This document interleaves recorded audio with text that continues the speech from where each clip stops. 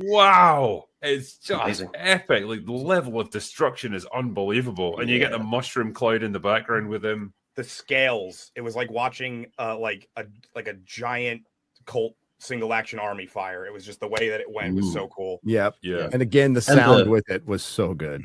And it was the lack of sound. Then it goes. Yeah. And the depth perspective, like you could see it like go miles into the distance, and it looked real with that depth perspective. It was great. Yep. Yeah. And $15 million. 15, not 50. Now I heard some reports of 35. Even if it's 35, this is an achievement. It's a cinematic achievement what they pulled off, and embarrassed the hell out of Hollywood. 35, I think, was the box office, although it's now gone up to 41. And I think they keep extending the run of this, the theatrical run in the States, and they should keep doing that because, like, this is one of those ones that's actually going to grow. You know, unlike we're so used to like movies that get a big opening weekend and then they just crater because everyone realizes they're garbage. This is the exact opposite. It's like it was a slow start, but then people are warming to it, and more people are talking about it.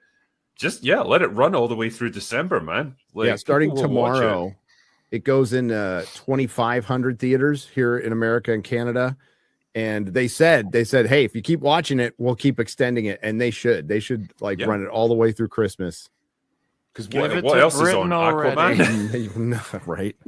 I think that the biggest accomplishment that this is that it's exposed that Hollywood really has no idea how to budget.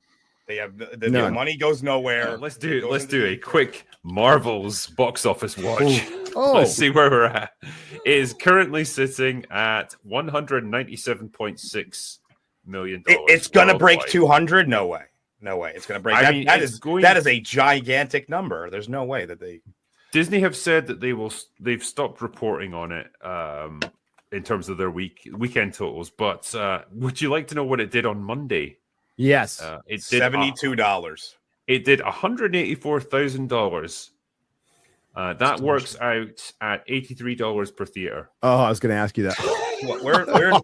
This would have been we're in week 3 or 4 at this point, is it?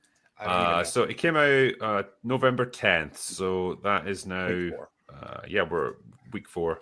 We're into so basically 3 people per cinema per showing. Pretty much, yeah. I mean, that's what was in my cinema day 1. So whatever it makes now is going to be negligible. It may not even make it to 200 million at this point, like because it'll run to the end of December, I guess. But like, no one's going to watch it, and that is the worst Marvel movie since the MCU began. There's an amazing catharsis to it, which is the progressive idealist writers in Hollywood had absolutely everything they could want in one film. They were given almost limitless budget. They had an African-American woman director. They had 3 female co-leads. One of them is from a diverse background. One of them is African-American. You have an African-American female gender-swapped antagonist. You have a African-American legacy character. You have zany, colorful dance numbers. You have girl power. Absolutely everything they could have ideally envisaged for what they want in a film, and it's cost them $250 million. Yeah, not a single man in the movie except for Samuel L. Jackson. Who he was a grandma. He refused to leave his chair to fight. He's officially gone into Steven Seagal territory. So just sitting there with a gun, pew pew. Yeah, man. I mean, we knew this was going to happen, but I don't think any of us knew the extent that it was going to happen to. And this has been just a legendary fail.